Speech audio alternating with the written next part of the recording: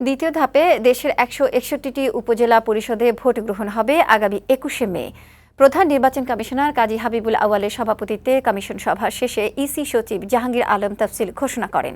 ঘোষিত তাফসিল অনুযায়ী মনোনয়নপত্র দাখিলের শেষ সময় ২১শে এপ্রিল, যাচাই বাছাই হবে ২৩শে এপ্রিল আর প্রার্থিতা প্রত্যাহারের শেষ সময় ৩০শে এপ্রিল।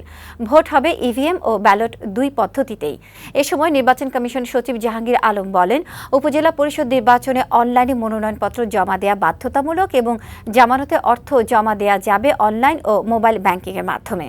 ভোট সুষ্ঠু করতে ইসি বদ্ধপরিকর বলেও জানান ইসি সচিব।